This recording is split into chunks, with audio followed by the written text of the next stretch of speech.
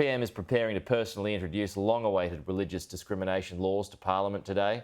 The government has hailed the bill as a shield, not a sword, but critics, including within its own ranks, claim the proposed legislation still has gaping holes which could leave some people worse off. 4 years on from the same-sex marriage debate and after almost 2 years of consultation, the government has released the latest draft of laws designed to protect religious freedoms, which I look forward to introducing into this House. The revised bill scraps a proposal that would allow medical providers to refuse treatment based on religious beliefs. Gone too is the so-called Israel Folau clause that would have banned employers from sacking staff for expressing religious views. So that is a very positive outcome. We've met in the middle, let's get on with it and get it through and move on.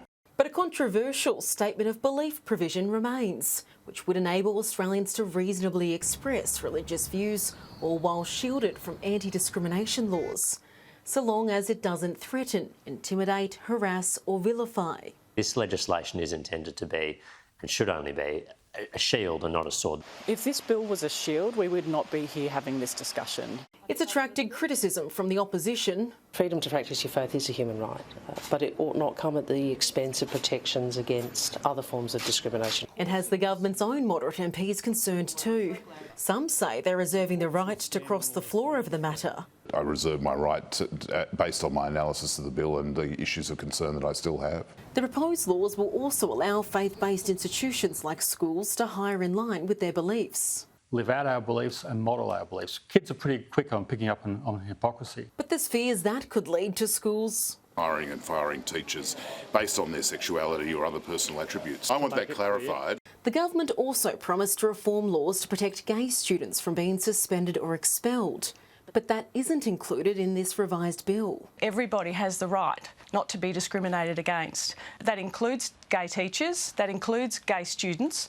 This bill does nothing to address that problem. That's got to be dealt with in broader pieces of non-discrimination legislation. Labor hasn't indicated if it will support the bill through the lower house, where it will be introduced on Thursday. The party's 2019 election post-mortem pointed to a loss in support among Christian voters in particular, an outcome it won't want to repeat at the next federal poll. I'll look at the legislation, I'll examine it. There shouldn't be a partisan view. If the bill gets to the Senate, the stoush among the government's own backbench could prove problematic. The Prime Minister's going to make a big song and dance in the other place of personally introducing it, but he can't even guarantee that his own team backs it. The laws could be sent to a Senate committee, leaving it unclear if the changes will be legislated before the next election. This government does not have the courage, Mr. President, to bring on its religious discrimination bill. We have done what was asked of us. I want it passed. I want to see this through. Andrea Crothers, Sky News, Canberra.